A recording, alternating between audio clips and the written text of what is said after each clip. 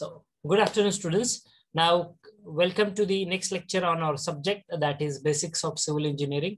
And in this particular session, we are going to cover up the part that is the remaining components of the road, functional components, we called it as. So that part we are going to cover up, and then we will discuss the last point of our chapter number 1, that is relevance of civil engineering field with other branches of engineering and the technologies. Okay, so that is the part which is left only. So up till now we have covered up some important terms which are related with that functional cross section. कुठल्या कुठल्या terms तुम्ही study केलेले आहेत रे या रोडच्या cross section मध्ये? कुठल्या टाइपचे क्रॉस सेक्शन्स असतात आधी हे सांगा मला. किती टाइपचे क्रॉस सेक्शन्स आहेत आपल्याकडे रोडचे? Yes, how many types of functional cross sections of the roads we have gone through?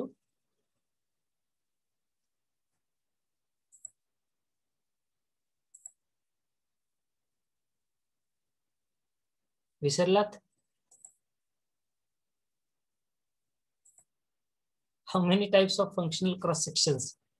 दोन टाइप्स आहेत ना आपल्याकडे. एक आहे road in embankment and road is in cutting section. बरोबर आहे. मग ह्यामध्ये आपण तो रोडचा क्रॉस सेक्शन स्टडी केलाय. मग त्याच्यामध्ये कुठले कुठले पार्ट स्टडी केले तर आपण सांगता येतील का? आता ही इम्पॉर्टंट टर्म तुम्ही बघताय. नंबर 9 कर्व्स आपण काल डिस्कस केली. ठीक आहे. याआधी कुठल्या कुठल्या टर्म्स आपण डिस्कस केल्यात?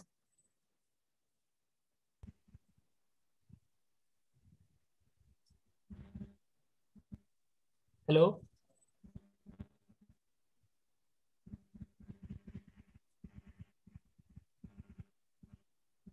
Road margin. Road margin. Okay, 1. अजून कुठल्या स्टडी केल्यात? एकच केले का road margins? Roadway width. Shoulder. Good, good, good. Carriageway. Good, very good. So this is the response which I am expecting from you whenever our discussion is going on. Okay. So या पद्धतीने आपलं interaction असलं पाहिजे निश्चितपणे. Yes, you are alert. What we are discussing, you are listening carefully.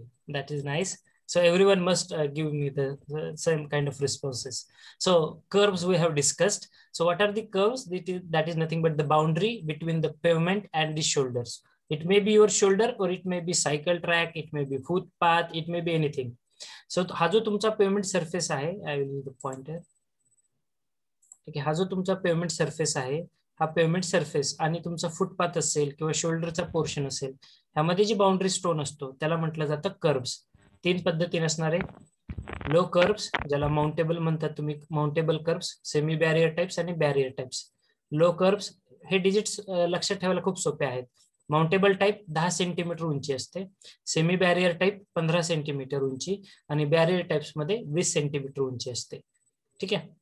So that's all about the curves. Then next is formation level. Already we have discussed, that is nothing but the reduced level of your finished surface on the earth. Okay, is known as the formation level. Okay, let's move ahead. Camber also we have, I think we have completed the part of camber also, no discussion. What is camber and why? What are the different digits regarding the camber? Okay, so what is camber? Can anybody explain what is camber? Camber is nothing but the cross slope. What is camber? Camber is nothing but the cross slope which is provided to the road surface. Why this cross slope is provided? Just to drain out the rainwater which is coming on that particular track. So whatever the rainwater which is coming on the road surface, just to drain out it, we have given the small gentle slope to our pavement surface or to our pavement or to our carriageway, and that small slope, that gentle slope which is being given the shape, we called it as your cambers. That is nothing but the cross slope. So what are the values of this camber as far as our different road surfaces are considered? So if you are having a high type bituminous surfacing, okay, or cement concrete surfaces, the percentage of camber which is always expressed in 1 in n. So 1 horizontal and n vertical. ठीक आहे. So 1 in 50 हा cross slope provide केलेला असतो. ठीक आहे. So this cross values of these cambers are nothing but 1 in 50 to 1 in 60 for cement concrete surfaces or high type bituminous surfaces. For thin bituminous surfacing, it is 1 in 40. For your WBM roads, it is 1 in 33. For your other roads, it is 1 in 25. ठीक आहे. आता जो आपला डांबरी रस्ता असतो, थोडक्यामध्ये कसं लक्षात ठेवायचं सांगतो. आपला जो डांबरी रस्ता असतो याला कमीत कमी 2.5% किंवा 3% पर्यंत अगदी ठीक आहे 2 ते 2.5% पर्यंत क्रॉसस्लोप प्रोव्हाइड केलेला असतो. कॉन्क्रीटचा जो रोड असतो आपला, सिमेंट कॉन्क्रीटचा जो रोड बघतो तुम्ही, तो त्याला जो क्रॉसस्लोप प्रोव्हाइड केलेला असतो हा जवळपास 2% असतो. ठीक आहे, 2% क्रॉसस्लोप प्रोव्हाइड केलेला असतो टक्क्यामध्ये जर तुम्हाला सांगायचं झालं. ठीक आहे, तुमचा जो घाट सेक्शन मध्ये रस्ता असतो हिली एरियाज मध्ये, तिथे जो क्रॉसस्लोप असतो हा 1 in 33 around up to very small extent आपण तो प्रोव्हाइड करतोय. ठीक आहे, अराउंड 1 in 33 टू 1 in 40 आपण हा क्रॉसस्लोप घेत असतो. ठीक आहे, जवळपास 3%च्या आसपास त्याची व्हॅल्यू जाते काउंट केलं 2 point something लाईक दॅट. ठीक आहे, त्यानंतर आपले जे अर्बन रोड्स असतात, गावाकडचे जे रस्ते आहेत, कच्चे रस्ते, ठीक आहे, इथे थोडासा स्लोप जास्त राहतो. ठीक आहे, क्रॉसस्लोप जो आहे 1 in 25 अशा पद्धतीने किंवा 1 in 33 या रेंज मध्ये तो क्रॉसस्लोप घेतला जातो. ठीक आहे, so that is about the cross slopes or we called it as the cambers which has been there. Okay, after that I think we have completed all the parts. Design speed जो मी तुम्हाला म्हटलेलं होतं, I think previously we have discussed it in our categories of the roads na, as per the IRC. So as per our IRC, that is Indian Road Congress, we are having the 5 categories of the roads: your national highways, state highways, major district roads, other district roads, and your village roads. Correct? So each road is having their own design speed that is given in kilometer per hour. म्हणजे त्या रस्त्यावरती जास्तीत जास्त किती स्पीडने गाडी चालू शकते. ठीक आहे, त्या रस्त्यावरती जास्तीत जास्त किती स्पीडने गाडी चालू शकते हा त्याचा डिझाईन स्पीड असतो. ओके, नॅशनल हायवे साठी तो आहे 100 ते 120 आसपास असतो डिझाईन स्पीड. तुमचे स्टेट हायवे सुद्धा 80 ते 100 किंवा 100च्या आसपास त्याचा डिझाईन स्पीड असतो. Major district roads 80 kilometre per hour, other district roads 65 to 70 kmph, village roads 50 kmph. तुमच्या कॉलनीतले जे रस्ते असतात त्याचा डिझाईन स्पीड हा फक्त 30 ते 40 किलोमीटर पर आवर इतका असतो. ठीक आहे, आणि हे कॅटेगरीज दिलेले आहेत एरियाच्या. प्लेन टेरेन, एक लेवल सरफेस आहे. Rolling terrain, combination of some there may be some up and down in between your level surface. Okay, hilly areas ghat section असेल, अँड स्टिप एरियाज म्हणजे घाटामध्ये घाट सेक्शन म्हणजे जिथे तीव्र उतार किंवा तीव्र चढ असेल. घाटामध्ये सुद्धा असे रस्ते तुम्ही बघितले असेल, घाट सुरुवात होताना एकदम चढ लागतोय आणि घाट उतरताना तीव्र उतार आहे. ठीक आहे, सो स्टिप एरियाज जिथे स्लोप एरिया जास्त आहे, स्लोपिंग सरफेस जास्त असणार आहे. ठीक आहे, so for that again design speeds are there, minimum and that values are mentioned over here. Okay, design speed, minimum design speed that is to be adopted for the construction of that categories of the roads. Okay, so I think that's all about the introductory part of the functional cross sections of the road. Still, I want to give some additional information regarding this. So just give me a minute. I will share the new screen with you.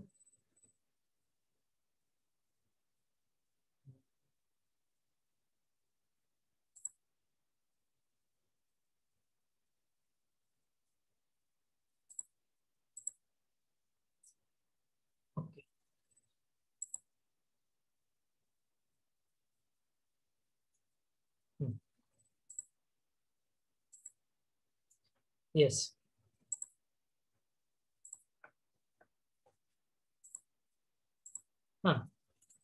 My screen is visible to everyone, na? Okay. Yes. So conventional flexible pavements. Now we have discussed already की एक डांबरी रस्ता म्हणजे नेमकं काय असतो, त्या डांबरी रस्त्यामध्ये कोणत्या कोणत्या प्रकारचे थर असतात. ठीक आहे, तर ही एक डायग्राम आहे तुमच्यासाठी कन्व्हेन्शनल फ्लेक्झिबल पेमेंट. जो आपला डांबरी रस्ता तुम्ही बघताय, खाली हा सबग्रेड सॉइल असते, त्यावरती सबबेस कोर्स असतो, बेस कोर्स असतो, बाइंडर कोर्स, सरफेस कोर्स. त्यामध्ये 3 लेयर्स टाकले जातात. सील कोट, ठीक आहे, टॅग कोट, प्राइम कोट. आता याची ऍडिशनल इन्फॉर्मेशन मी तुम्हाला सांगणार आहे की जी अति महत्वाची आहे तुमच्या दृष्टिकोनातून. ठीक आहे, हा झाला तुमचा कॉन्क्रीटचा रस्ता, पेमेंट क्वालिटी कॉन्क्रीट, पीक्यूसी ज्याला म्हटलं जातं, टॉप लेअर असणार आहे.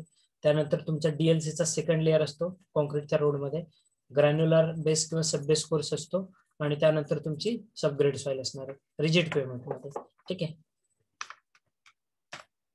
येस, कुठलाही रस्ता ज्यावेळेस तुम्ही बांधकाम करत असता, so what choice you are going to give for the construction of that pavement? So choice for a pavement is nothing but the availability of the material, okay, and its cost, then constructability, ठीक आहे, performance, adequacy and maintainability. ठीक आहे. म्हणजे एखादा रस्ता जर तुम्हाला बांधकाम करायचं असेल तर तिथे किती प्रमाणामध्ये मटेरियल अवेलेबल आहे त्याचं असेसमेंट तुम्ही करत असता. ठीक आहे. असेसमेंट म्हणजे एक पडताळणी किंवा एक अंदाज घेता किती प्रमाणामध्ये मटेरियल लागणार आहे, त्या मटेरियलची कॉस्ट किती असणार आहे. ठीक आहे. त्यानंतर आहे constructability, which construction technology you are going to adopt. ठीक आहे. परफॉर्मन्स ॲडिक्वेसी, कसा परफॉर्मन्स राहायला पाहिजे throughout your whole project. ठीक आहे. In terms of your manpower, in terms of your machine power, in terms of the techniques that you are going to adopt for that construction, and maintainability. ठीक आहे. How in which way you are going to maintain that project, you are going to maintain maybe its durability or whatever the other work which is required. Okay, so after that, yes, coming to the very important point. आता आपल्याला माहिती आहे की कुठल्याही road मध्ये खाली subgrade soil असते, म्हणजे मातीचा थर असतो. ठीक आहे. त्या मातीच्या थरामध्ये हा जे काही सबग्रेड सॉइल आहे, so the subgrade soil is the top 500 mm of the embankment immediately below the bottom of your pavement. ठीक आहे. This subgrade soil shall be compacted, जो सगळ्यात महत्त्वाचा आपल्यासाठी पॉइंट असणार आहे. This subgrade soil shall be compacted to minimum of 97% of the laboratory dry density. ठीक आहे. And it shall be compacted to limit the scope of rutting in the pavement due to additional densification during the service life of pavement. आता याचा अर्थ काय होतो? ठीक आहे. आपण सबग्रेड सॉइल म्हणजे माती यूज करतो बांधकामामध्ये, बांधकाम असेल किंवा तुमचं रोड कन्स्ट्रक्शन असेल. ह्या रोड कन्स्ट्रक्शन मध्ये जी काही सॉइल तुम्ही यूज करताय, whatever the soil that you are going to use it, it must be compacted to minimum 97% of its dry density. Compact करतोय म्हणजेच काय रे, आधी अवेलेबल असणारी माती आणि त्यानंतर ह्या मातीवरती तुम्ही काय करताय, रोलर्स फिरवताय किंवा जेसीबी मूव्ह ऑन करताय. ठीक आहे. 8 टनाचा रोलर असेल, 10 टनाचा असेल, 13 टनाचा रोलर असेल, हे रोलर फिरवता. रोलर कशामुळे फिरवता रे? कारण खालचा जो मातीचा जो लेअर आहे माझा, जो नॅचरली अवेलेबल आहे, तो हार्ड झाला पाहिजे. ठीक आहे. It must B a hard surface आणि तो फुल्ली कॉम्पॅक्ट झाला पाहिजे. ठीक आहे. त्यामध्ये कुठल्याही प्रकारचे वर्ड्स नको आहेत आणि एक हार्ड सरफेस असेल, कारण तुमचा संपूर्ण रस्त्याचे इतर व त्याच्यावरती जे काही थर आहेत किंवा एवढा मोठा जो काही ट्रॅफिक लोडिंग येणार आहे, तुम्ही इमॅजिन करा एक ट्रक हा 30 ते 40 टनाचा असतो. ठीक आहे. जो लोड सेट जर तुम्ही कॅल्क्युलेट करताल वजन, विदाउट लोड तो 20 टन, 16 टन, 24 टन या रेंजमध्ये तुम्हाला असतो. मग एका ट्रकचा जर एवढा लोड तुमच्या मातीवरती किंवा तुमच्या रोड सरफेसवरती येतोय आणि ऑटोमॅटिकली तो मातीमध्ये ट्रान्सफर होतो खालच्या. आपल्या या भारतामध्ये, या जगामध्ये किती एन नंबर ऑफ व्हेकल्स आहेत, तुम्ही काउंटही करू शकत नाही. किती लोड येत असेल त्या रोड सरफेसवरती किंवा त्या सॉइल सरफेसवरती, मग ती सॉइल किती ताकदवान पाहिजे तुमची. and that is why this compaction of soil is very important and it is get compacted to minimum of 97%. म्हणजे तिथे जेवढी काय अवेलेबल सॉइल आहे, सबग्रेड सॉइल आहे ना, ते एकदम ठासून एकदम पॅक केली जाते, हार्ड सरफेस बनवलं जातं, त्याच्यावरती रोलिंग करून, कॉम्पॅक्शन करून. किंवा जर ती सॉइल वीक असेल तर त्याला स्टॅबिलाइज केलं जातं. स्टॅबिलाइज करणे म्हणजे काय असतं, तर त्यामध्ये आपण काही सिमेंटिशियस मटेरियल यूज करतो. तुमच्या सिमेंटचा एखादा म्हणजे मातीमध्ये तुमचं सिमेंट मिक्स केलं जातं किंवा लाईम मिक्स केलं जातं किंवा फ्लॅश मिक्स केलं जातं. कशासाठी? तर तुमच्या सॉइलची स्ट्रेंथ इम्प्रूव्ह करण्यासाठी. कशासाठी? तुमच्या सॉइलची स्ट्रेंथ जर तुम्हाला इम्प्रूव्ह करायची असेल तर त्यासाठी आपण हे सॉइल स्टॅबिलाइज करत असतो. आपल्याकडे सीटीबीज नावाचा एक प्रकार आहे. सीटीबी, सिमेंट ट्रीटेड बेस और सिमेंट ट्रीटेड सब बेसिस, म्हणजे खडीमध्ये सुद्धा हा तुम्ही एक लेअर टाकू शकताय. ठीक आहे. मग हा जो कॉम्पॅक्शन होतं, it is with respect to the IS 2720 part 8, that is for your expressways और any category of the road which is heavily traffic. Okay. हे कॉम्पॅक्शन त्यासाठीच करत असतात. तुम्ही साईटवरती बघितले रोलर्स फिरवले जातात. ठीक आहे. रोलर फिरवल्याने काय होतं रे, घट्ट होते ना माती. एकमेकांना चांगली चिटकून बसते. आणि जितका हार्ड घट्ट होईल माती तेवढा सरफेस हार्ड होणार आहे. सरफेस हार्ड झाला तर अल्टिमेटली जो काही लोड येतोय तुमच्या रोड सरफेसवरती तो इक्वली डिस्ट्रीब्यूट होईल आणि त्याची ताकद आहे सहन करण्याची. ठीक आहे. नाहीतर तुमची काळी माती एकदम काळी भुसभुशीत आणि त्याच्यावरती तुम्ही उभ्या जरी राहिला तर तुमचा पाय त्या मातीमध्ये जातो. मग तुम्ही विचार करा ती गाडी जाऊ शकेल का किंवा ती गाडी तक तरी धरेल का जर तशा मातीवरती जर रस्ता बांधायचा ठरलं तर. We can't imagine that also. Okay, so that is why this compaction is very important. Okay, कारण आपल्या सॉइल मध्ये जर तुमची खालची जर माती कॉम्पॅक्ट झाली नाही तर आपल्या पेव्हमेंट मध्ये एक डिफॉल्ट येतो, याला रटिंग असं म्हटलं जातं. रटिंग. ठीक आहे. रटिंग म्हणजे कसं, एक उदाहरण मी सांगतो तुम्हाला. आपल्या कॉलनीतले वगैरे तुम्ही रस्ते बघितले असतील. हे जे रस्ते आहेत तुम्हाला ह्या रस्त्यामध्ये मध्येच कुठेतरी अँड्युलेशन असतं. अँड्युलेशन म्हणजेच काय, अनइव्हन पोर्शन आहे, लेवल त्याची खराब झाली त्या रोडची. ठीक आहे. अनइव्हन सरफेस आहे. अँड्युलेशन्स. हे अँड्युलेशन्स काय होतात तर तुमच्या पेव्हमेंटचा फेल्युअरचा एक प्रकार आहे तो, पेव्हमेंट फेल्युअरचा. ठीक आहे. That undulations are nothing but your rutting, जे ऑकर होतं तुमच्या रोड सरफेसवरती कुठल्याही प्रकारचा रस्ता खराब होणे. ठीक आहे. असे खूप सारे टाइप्स आहेत पेव्हमेंट फेल्युअरचे. रेटिंग त्यातला एक आहे. ठीक आहे. So this is the subgrade soil. Please keep the thing in very important point related to subgrade soil, that is percentage compaction, very important. Okay. यानंतर आहे तुमचा सबबेस कोर्स. मग हा जो सबबेस कोर्स असतो तो अनबाउंड सबबेस कोर्स आणि bound subbase course अशा दोन कॅटेगरीज मध्ये असतो. अनबाउंड सबबेस कोर्स म्हणजे नेमकं काय, ग्रॅन्युलर सबबेस. त्यामध्ये तुम्ही नॅचरल सँड, मुरुम, ग्रॅव्हल, लॅटरल्स, कंकर्स, ब्रिक मेटल्स, क्रस्ट स्टोन्स कुठलाही मटेरियल यूज करताय. ठीक आहे.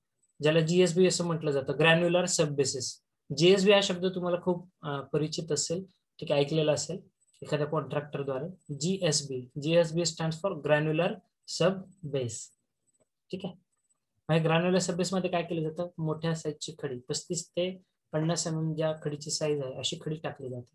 मग ती खडी असेल, ग्रॅव्हल असेल, लॅटरल असेल, कंकर असेल, ब्रिक मेटल असेल, क्रश स्टोन्स असतील. ठीक आहे. अशी कुठल्याही प्रकारची खडी तुम्ही युज करू शकता. आणि त्यानंतर आहे बाउंड सबबेस कोर्स. यामध्ये तुम्ही सिमेंट ट्रीटेड सबबेसेस, मी जसं म्हटलं की सिमेंट मिक्स केलं जातं सॉइल मध्ये म्हणा किंवा तुमच्या कोर्स ऍग्रिगेटचं जे काही लेअर असणार आहे सबबेसचा त्यामध्ये. कशासाठी मिक्स करतात तर सॉइलची स्ट्रेंथ इम्प्रूव्ह करण्यासाठी. मग काय काय यूज करतात, तुम्ही सिमेंट ऍड करू शकताय मातीमध्ये, तुम्ही मातीमध्ये लाईम ऍड करू शकताय, तुम्ही मातीमध्ये फ्लाय ऍश सुद्धा ऍड करू शकता. Okay. And what is the purpose? To improve the strength, to make the soil as a stabilized soil. ठीक आहे. कारण आपल्याकडे काय सगळीकडेच हार्ड सरफेस आहे आणि नाही सर 1 मीटर खाली गेलो लगेच मुरुम सारखी माती लागते, हार्ड सरफेस आहे असं नाहीये. आपल्याकडे चित्र खूप वेगळं आहे. ठीक आहे. अगदी 2-2 मीटर पर्यंत अशी काळी भोर माती राहते. एकदम हातात घेऊन त्याच्यात पाणी टाकलं तुम्ही चांगला चिखल होतो त्याच्यात. ठीक आहे. हार्ड सॉइल किंवा हार्ड मुरुम नाहीये आपल्याकडे. वेगवेगळ्या लोकेशन्स वरती वेगवेगळा असणार आहे तो. ठीक आहे. त्यामुळे आपल्याला काय करावं लागतं, जर ब्लॅक कॉटन सॉइल असेल तर त्याची स्ट्रेंथ इम्प्रूव्ह करणं गरजेचं आहे. आणि ही स्ट्रेंथ तुम्ही कशाद्वारे इम्प्रूव्ह करू शकताय तर ही स्ट्रेंथ तुम्ही तुमच्या स्टॅबिलायझेशन टेक्निकने सुद्धा इम्प्रूव्ह करू शकताय, की ज्यामध्ये तुम्ही मातीमध्ये सिमेंट, लाईम किंवा फ्लॅश कुठलंही एक मटेरियल यूज करा. ठीक आहे. बेस लेयर्स बद्दल बोलूया थोडंसं. ही ऍडिशनल इन्फॉर्मेशन मी शेअर करतो बरं का. ठीक आहे. मग आता बेस लेयर्स मध्ये नेमकं काय असणार आहे तर अनबाउंड बेस असणार आहे. ठीक आहे. ग्रॅन्युलर बेस कोर्स असेल किंवा बाउंड बेस कोर्स असणार आहे. तर ग्रॅन्युलर बेस कोर्स मध्ये वेट मिक्स मॅकॅडम असेल, वॉटर बाउंड मॅकॅडम असेल तुमचं, त्यानंतर रिक्लेम्ड कॉन्क्रीट असेल. ठीक आहे. आता यामध्ये तुम्हाला सगळ्यात जास्त जो बघायला भेटेल ना तो आहे तुमचा WMM वेट मिक्स मॅकॅडम किंवा WBM वॉटर बाउंड मॅकॅडम. हा शब्द तुम्हाला नंतर परिचित होईल. मॅकॅडम हे एका सायंटिस्टचं नाव आहे ज्यानं या रस्त्यांची निर्मिती केली. ठीक आहे. आपल्याकडे भारतीय रस्ते तयार होण्यापूर्वी मॅकॅडम नावाचा एक सायंटिस्ट, तसे खूप सारे सायंटिस्ट आहेत आपल्या ज्यांनी हायवेवरती काम केलंय. टेलफोर्ड असेल, मॅकॅडम असेल. तर या मॅकॅडमने एक रस्ता तयार केला आणि त्या रस्त्याला वॉटर बाउंड मॅकॅडम असं नाव देण्यात आलं. मॅकॅडम हे एका सायंटिस्टचं नाव आहे. आता वॉटर बाउंड मॅकॅडम म्हणजे WBM याला म्हटलं जातं. आपल्या गावाकडे तुम्ही बघता हा रस्ता, हा कसा तयार करतात, सॉइलचा लेअर आहे. सॉइलच्या लेअरवरती तुमची खडी वगैरे, डांबर नाही हा, there is no use of your bitumen. माती असते किंवा खडी टाकली जाते, त्यानंतर त्याचं रोलिंग केलं जातं, कॉम्पॅक्शन केलं जातं, परत एक दुसऱ्या खडीचा बारीक लेअर टाकला जातो किंवा मुरुम टाकलं जातं, मग त्याचं रोलिंग कॉम्पॅक्शन करतात आणि रोलिंग कॉम्पॅक्शन करताना त्यामध्ये वॉटर स्प्रिंकल केलं जातं माती घट्ट राहावी म्हणून. ठीक आहे. हा जो रस्ता असतो फक्त माती मुरुम यापासून तयार केलेला तो असतो तुमचा वॉटर बाउंड मॅकडम. वॉटर बाउंड मॅकडम मध्ये ती सॉइलची साईज किती असली पाहिजे ही सुद्धा त्या IRCच्या मॅन्युअल मध्ये दिलेली आहे. ठीक आहे. मग त्या साईजचे तुमचं मटेरियल घेऊन ते रोलिंग आणि कॉम्पॅक्शन केलं जातं आणि कॉम्पॅक्शन करताना आपण त्यामध्ये वॉटर स्प्रिंकल करतो म्हणून त्याला वॉटर बाउंड मॅकडम असं म्हटलं जातं. वॉटर बाउंड म्हणजे पाण्याद्वारे पाणी मारल्यामुळे काय झालं तो रस्ता घट्ट झाला. वॉटर बाउंड पाणी मारल्यानंतर तो घट्ट रस्ता जो आहे तो जो सॉइलचा लेअर असणार आहे किंवा रोड सरफेस असणार आहे तो घट्ट होतोय आणि एकमेकांना चांगल्या पद्धतीने बाउंड करतोय. रोलिंग केलं जातं, वॉटर स्प्रिंकल करताय परत रोलिंग, वॉटर स्प्रिंकल करताय परत रोलिंग, फुल्ली असं कॉम्पॅक्ट केलं जातं त्याला. ठीक आहे. ते वॉटर बाउंड मॅकडम्स आहेत. त्यानंतर तुमचं wet mix macadam, coarse aggregate, 1 layer of your bitumen layer, you can add it or not, it is depends on the site condition. Okay. त्यानंतर तुमचा बाउंड बेस, त्याला सिमेंट ट्रीटेड बेस असं म्हणूया. परत same concept repeat करतोय.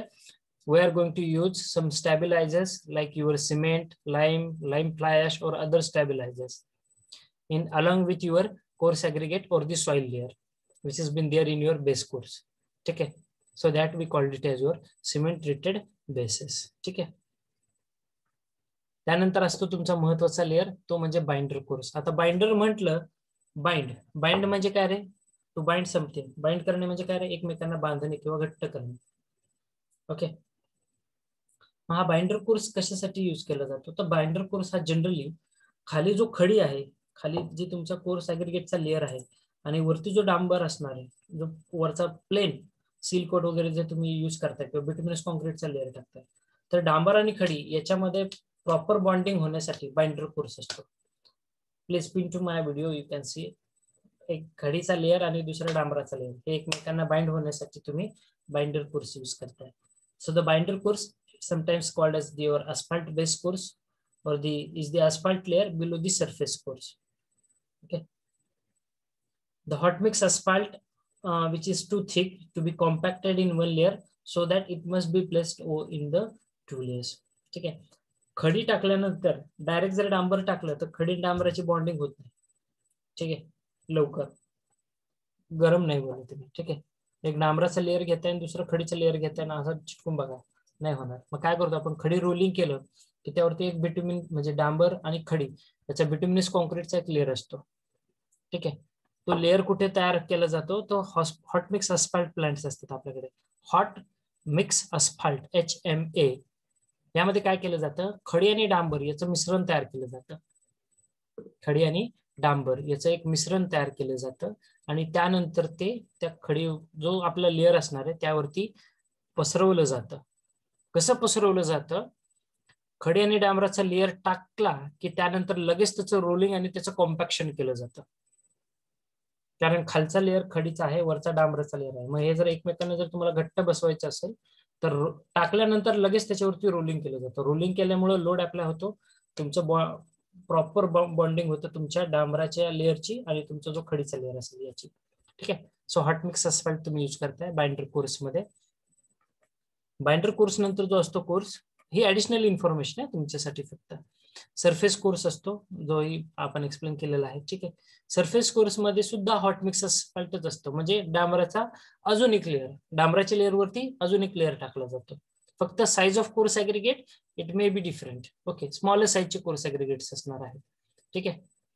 मग हा surface course असा कसा असला पाहिजे, so it must be tough to resist the distortion under the traffic and to provide a smooth and skid resistant riding surface. बघा त्याची महत्वाची रिक्वायरमेंट काय आहे. तुमचा जो सरफेस कोर्स असणार आहे इट मस्ट बी टफ, एकदम टफ असला पाहिजे to resist the distortion under the traffic.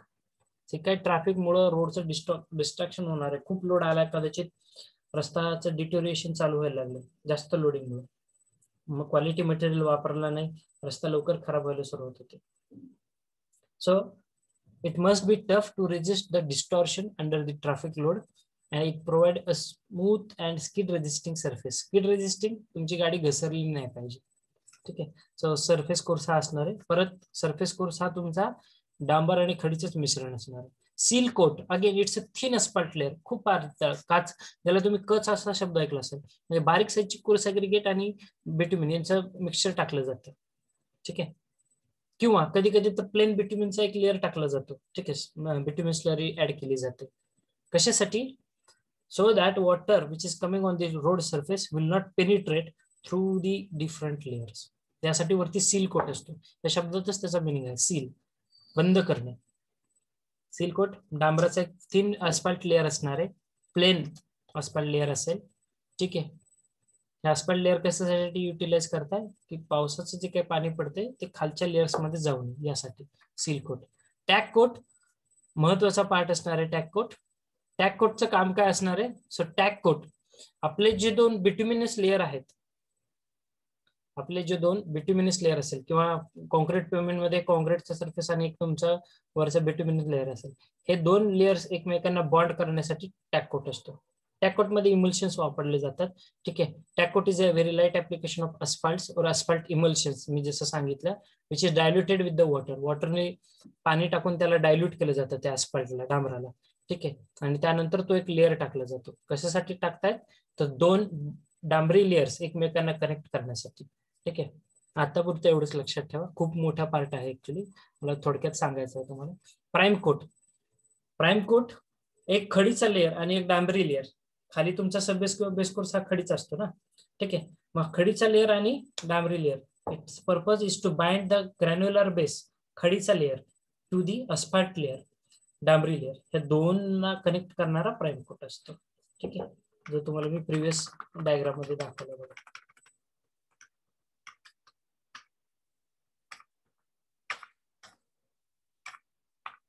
हे पहा, ही जी आपली पहिली डायग्राम जी तुम्हाला दाखवली होती. ठीक आहे. थिकनेस, सबग्रेडचा थिकनेस हा 500 mm घेतला जातो, म्हणजे 20 इंचाच्या आसपास. सबबेस कोर जो असतो हा तुमचा अराउंड 10 to 12 इंचेस राहतो, 10 ते 12 इंच घेतात. बेस कोर्स 6 ते 8 इंच, बाइंडर कोर्स 4 ते 6 इंच थिकनेस असतो, सरफेस कोर्स 2 ते 4 इंच आणि वरचा सील कोट 1 इंचाचा असतो. ठीक आहे. हे अशी त्याचा थिकनेस घेतला जातो. ठीक आहे. आलं लक्षात? हा सबग्रेड आहे ना, हा थिकनेस कसा फाइंड आउट करतात? ह्याची सीबीआर व्हॅल्यू काढतात सॉइलची, म्हणजे बिअरिंग कॅपॅसिटी काढली जाते सॉइलची, आणि मग ठरवलं जातं बिअरिंग कॅपॅसिटीवरनं की त्या मातीची जाडी किती असली पाहिजे, थर. ठीक आहे. So this is some additional information that I want to share with everyone. So if you have the doubt please ask me. The forum is open for everyone now. We are having 4 minutes for our discussion. So if you have the doubts, please unmute and you can ask me.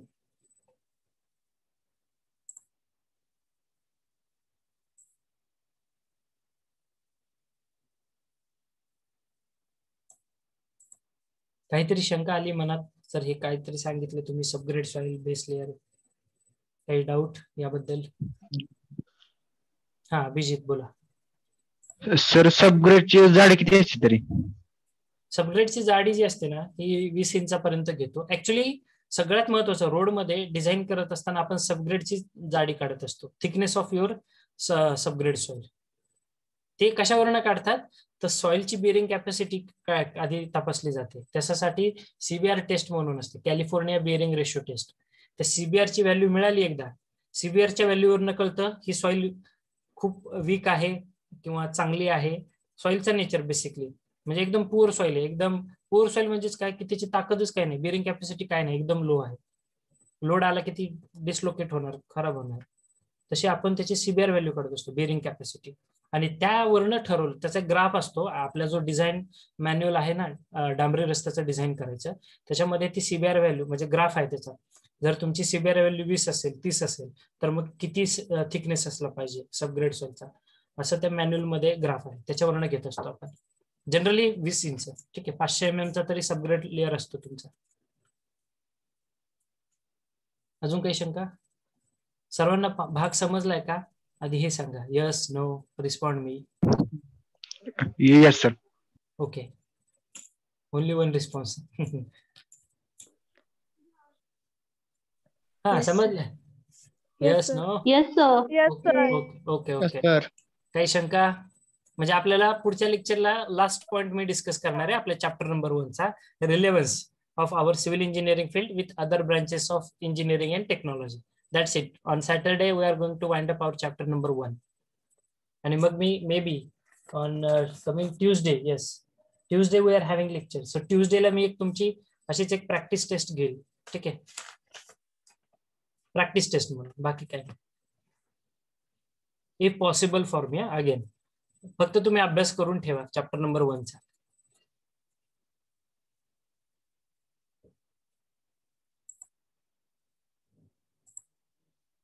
If no doubt I will take your attendance. बरं झालं.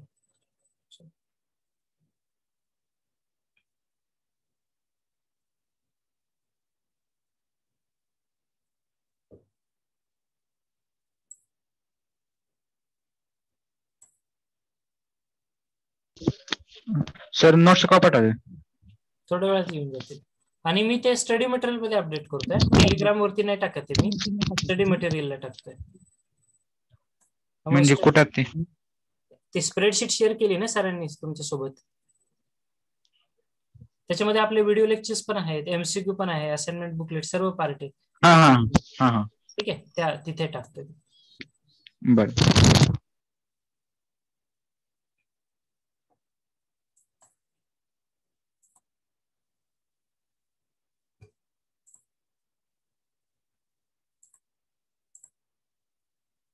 Okay, less than a minute is left to conclude this session. So thank you everyone for attending this, and we will meet on Saturday to conclude our chapter number 1. So for this time, I will take your leave. Have a great day. Goodbye.